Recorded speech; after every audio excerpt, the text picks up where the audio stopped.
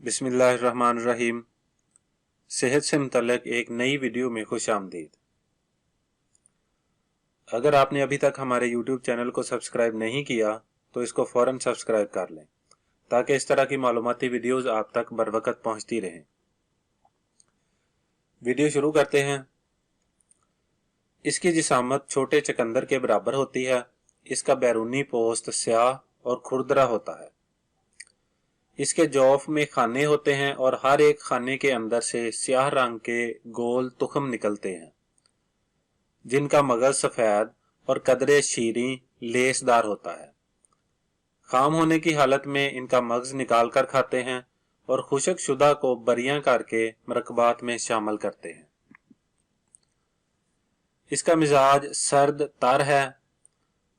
ताज़ा मखाना मकवी बदन, मकवी बाह और मोल्ड मनी ख्याल किया जाता है, जबकि खुशक भुने हुए मखाने काबज और गजाइत से भरपूर होते हैं। बरिया मखाने ज़्यादातर मस्तूरात को बच्चा जनने के बाद कमज़ोरी को दूर करने के लिए हलवों या सफ़ूफ में शामिल करके खिलाते हैं।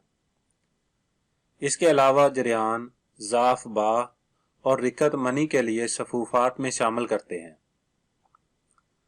इस नुस्खे को इस्तेमाल करने से इंशाअल्लाह आपकी जिस्मानी कमज़ोरी मुकम्मल तौर पर दूर हो जाएगी। ये ख़ास चीज़ क्या है और कैसे इस्तेमाल करनी है? जिस चीज़ के बारे में बताया जा रहा है वो चीज़ है फूल मखाने।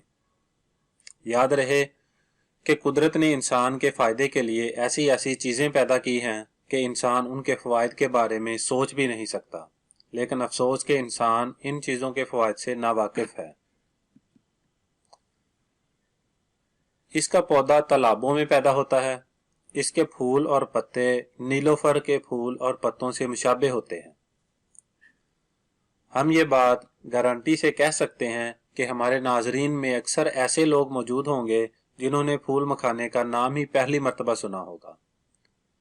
इसको इस्तेमाल करना तो बहुत दूर की बात है, लेकिन आपको ये पंसार की दुकान से आसानी से मिल जाएंगे। इसको तैयार करने का तरीका बहुत ही आसान है, जिसके लिए आपको ज़्यादा अज्जा की ज़रूरत भी नहीं होगी। बस आपको एक मुट्ठी फूल मखाने और एक गिलास खालस दूध चाहिए होगा। सबसे पहले फूल मखाने लेकर उन्हें रोस्ट करना है। उनको रोस्ट करने का तरीका ये है कि किसी भी फ्राइंग पैन में उन्हें रोस्ट किया जा सकता है। पैन को हल्की आंच पर रखकर छोड़ दीजिए और जब पैन गर्म हो जाए तो फूल मखाने उस पर डालकर उनको 5 मिनट तक पकाते रहें। तेल वगैरह कुछ भी नहीं डालना, सिर्फ फूल मखाने को रोस्ट करना है। इस दौरान आपने चम्मच के साथ उनको हिलाते रहना है ताकि ये हर तरह से पक जाएं। इनको रोस्ट करने के बाद आपने इन्हें उतार लेना है। एक बर्तन में आपने एक गिलास गर्म दूध लेना है और उसमें फूल मखाने शामिल कर लेने हैं और उनको तकरीबन 10 मिनट तक रख कर छोड़ देना है ताकि मखानों में दूध अच्छी तरह से जज़ब हो जाए। ये लीजिए, आपका ये नुस्खा हो गया तैयार। इसको आप खा लें और अगर जायके के लिए आपने चीनी शामिल करनी है तो आप हस्बे जायका शामिल कर सकते हैं। यकीन जानिए कि यह नुस्खा ऐसा कीमती नुस्खा है कि इससे आपकी हर तरह की कमज़ोरी दूर हो जाएगी। आप अपने आप को तंदुरुस्त और तवाना महसूस करेंगे। बदन में मौजूद हर तरह के दर्द दूर हो जाएंगे। ना आप कभी थकावट महसूस करेंगे और ना ही सुस्ती। ख़ास तौर पर ख़वातीन इस नुस्खे को ज़रूर इस्तेमाल करें। इसमें ख़वातीन के बाज़ दूसरे मसाइल का भी हल मौजूद है। इस नुस्खे के साथ आपको फूल मखाने का एक और नुस्खा भी बताते हैं जो ख़ास तौर पर ख़वातीन के लिए है और ख़वातीन के बहुत से मसाइल का हल भी है। इसको तैयार करने के लिए आपको थोड़ा तरद्दुद करना पड़ेगा, लेकिन आपके बहुत से मसाइल इससे हल हो जाएंगे।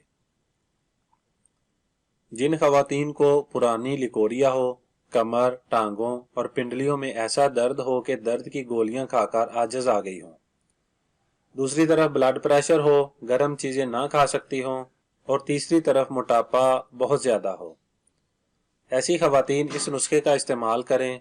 हैरान कुन फ़ायदा होगा।